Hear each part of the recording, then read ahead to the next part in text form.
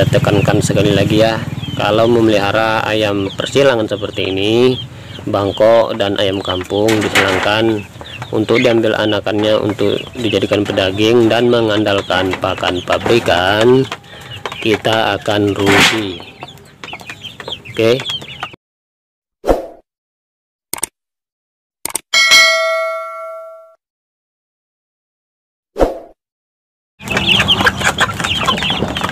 Assalamualaikum warahmatullahi wabarakatuh. Salam sejahtera, salam sehat, dan salam sukses untuk kita semua, khususnya untuk kawan-kawan peternak ayam dimanapun kawan-kawan berada. Oke, balik lagi bersama kami di channel Erwin SP Peternak Deso. Oke, di kesempatan kali ini kita akan bersharing mengenai cara ternak ayam kampung, kawan-kawan. Cara ternak ayam kampung ini, di sini kita akan sharing menggunakan ayam persilangan ya. Karena banyak yang bertanya dari kawan-kawan, ayam persilangan seperti itu apakah bisa untung, Bang? Karena umumnya ayam seperti itu panennya di usia 3 bulanan. Mohon penjelasannya, Bang. Oke, begini ya kawan-kawan, untuk ayam kampung persilangan seperti ini ya. Nah, ini kita biasanya menyilangkan paceknya bangkok, kemudian indukannya adalah ayam kampung. Di sini kita menggunakan ayam kampung, bukan ayam kampung sembarangan ya kawan-kawan. Di sini kita menggunakan ayam kampung Jawa, kalau kita bilang ya, ayam kampung super, karena kita memilih dari indukannya yang usia di atas 9 bulanan lah. Kita memilih biasanya seperti itu. Ada juga kita memilih dari anakan yang sudah kita seleksi untuk dijadikan indukan. Nah, kalau indukan yang di usia 9 bulan, kita memilih dari tulangan yang besar, bobotnya juga di atas, biasanya kita memilih di atas 2 kilo, minimal setidaknya 2 kilo lah untuk indukan yang biasa kita beli dari indukan ya. Nah, berbeda kalau kita menseleksi dari usia anakan atau DOC yang untuk kita jadikan yaitu indukan. Nah, kalau seperti ini kita harus benar-benar teliti memilih calon indukan. Jangan kita pilih indukan anakan dari indukan yang sedarah. Nah, sedarah bagaimana, Bang? Nah, seperti ini. Pacekan ini, nah seperti ini ya, dia mengawini indukannya itu atau betinanya.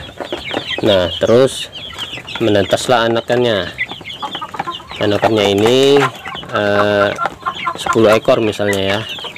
Nah, kita seleksi dari beberapa ekor untuk dijadikan indukan, misalnya 2 ekor.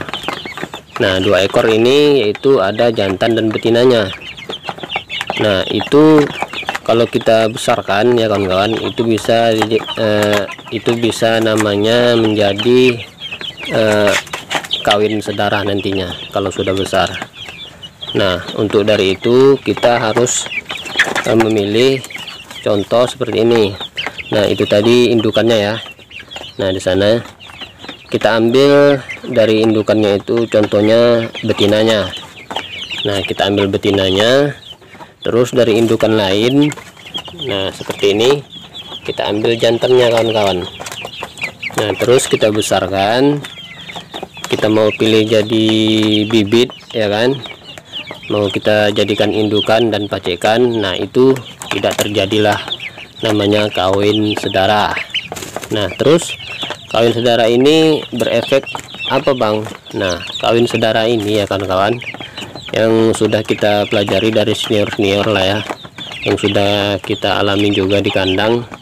Umumnya kalau ayam yang kita kawinkan sedarah, nanti anakannya biasanya rentan sakit kawan-kawan.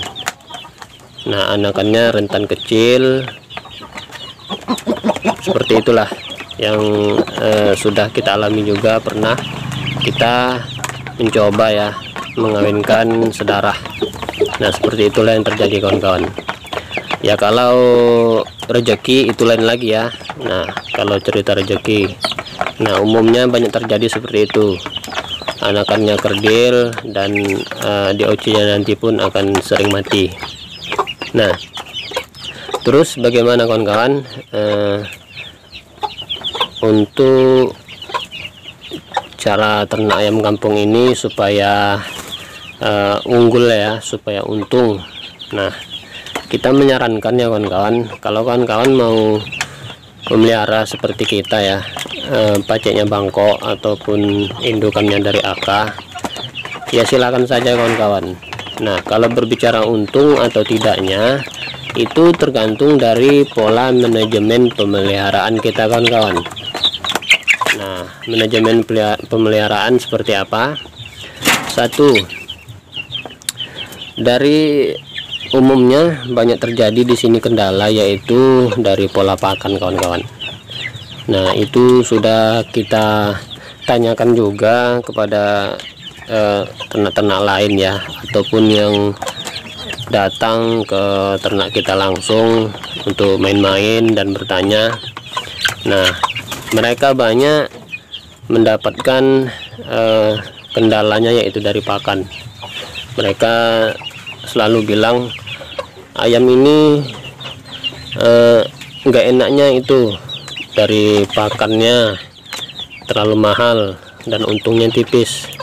Nah, kita jawab seperti ini kawan-kawan. Ya, memang keuntungannya kalau kita cara pengolahannya itu salah, manajemennya salah, itu akan untung tipis. Namun kalau kita mengelolanya atau memeliharanya secara benar ya, benar dari segi pakannya, yaitu satu, kita tidak tergantung dengan pakan pabrikan. Oke lah, kita memakai pakan pabrikan dari umur DOC dari 1 hari sampai setidaknya 25 hari, paling lama 1 bulan. Nah, itu kita mengandalkan full pakan pabrikan. Nah, untuk apa? Yaitu untuk membentuk tulangan, daging, dan membuat ayam ini juga nanti pertumbuhannya juga akan maksimal. Oke. Nah, yang kedua, kita di sini jangan mengandalkan pakan pabrikan tadi yang kita maksud ya. Kalau di usia dari 1 bulan ke atas, jangan kita mengandalkan pakan pabrikan lagi kawan-kawan. Contoh, habis pakan starter ya, biasanya kita menggunakan yaitu pakan grower, yaitu pakan finisher ya, yaitu seperti pur yang sudah bentuknya agak kasar seperti pil-pil gitu ya. Nah, itu untuk pur yang grower. Nah, itu kalau kita mengandalkan seperti itu kawan-kawan, untuk ayam yang seperti ini di usia panen 3 bulanan ke atas, rugi kawan-kawan. Kita tekankan sekali lagi ya, kalau memelihara ayam persilangan seperti ini, bangkok dan ayam kampung disilangkan untuk diambil anakannya untuk dijadikan pedaging dan mengandalkan pakan pabrikan, kita akan rugi. Oke, bisa digarisbawahi ya. Namun ada solusinya agar ternak ayam seperti ini akan menguntungkan, yaitu kita selalu menggunakan pakan pabrikan. Kita selalu menggunakan pakan alternatif, pakan sisa sayur-sayuran ataupun pakan yang difermentasi lah ya. Nah, untuk itu kita jangan malas kawan-kawan untuk mencari 4 sumber pakan ini, pakan alternatif ini ya. Nah, kenapa kita bilang jangan malas ya? Contoh, kita mau meramban ya, hijau-hijauan di sawah-sawah ataupun di kebun ya. Nah, kalau kita tidak mau meramban ya, harus yang kedua kita menggunakan pakan alternatifnya, yaitu ke pasar. Nah, ke pasar kita tanyakan ke penjual sayur ya, biasanya itu ada sayur-sayur kopean namanya, ataupun sayur-sayur yang sudah busuk atau patah. Nah itu mereka tidak jual. Nah itu bisa kita beli per bakulnya. Nah kalau kita malas untuk meramban atau mencari kangkung-kangkung ataupun genjer sawi-sawi hijauan ya. Nah itulah yang harus kita bilang, jangan malas kawan-kawan. Nah harus rajin, betul-betul tekun kalau kita mau untung memelihara ayam kampung persilangan seperti ini. Nah kedua, kita harus menggunakan pakan-pakan murah. Kalau di tempat kawan-kawan bekatul itu mudah dicari, ya monggo gunakan.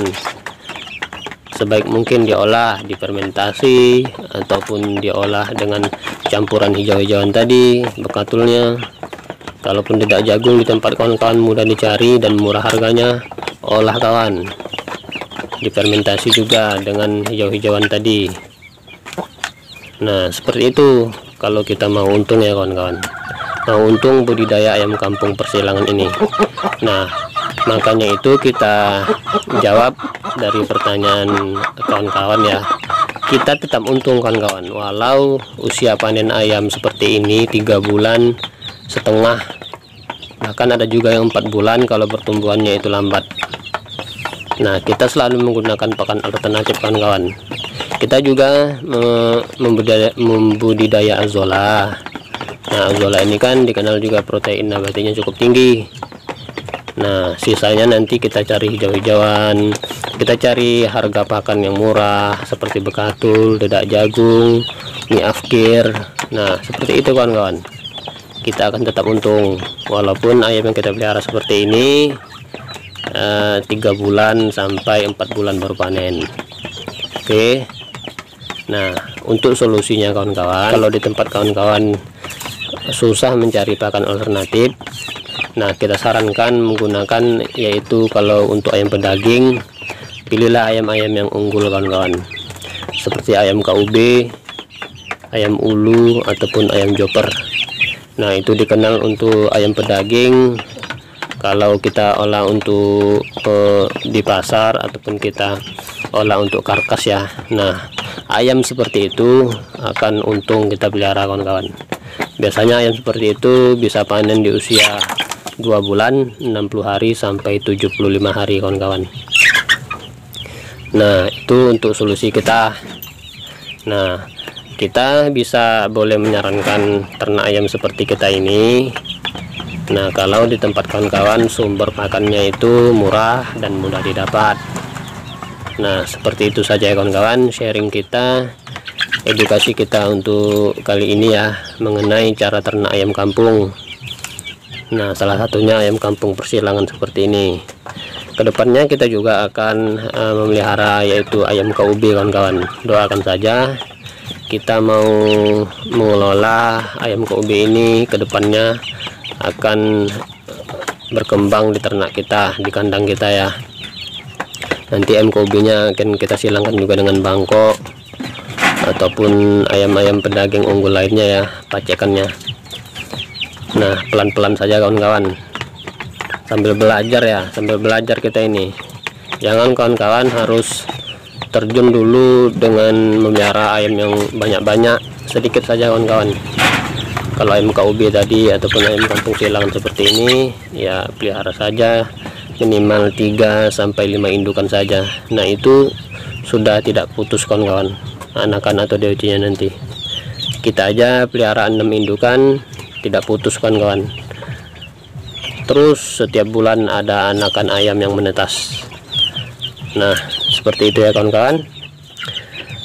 Lebih dan kurangnya kita mohon maaf kalau ada salah kata dari penyampaian kita dari awal sampai akhir. Kita juga mohon maaf. Jangan lupa tekan tombol like, komen, dan subscribe-nya di bawah agar channel Erwin SP Peternak Deso akan terus memberikan tips-tips seputar peternakan ayam kampung yang bermanfaat. Wabillahi taufik wal hidayah. Assalamualaikum warahmatullahi wabarakatuh.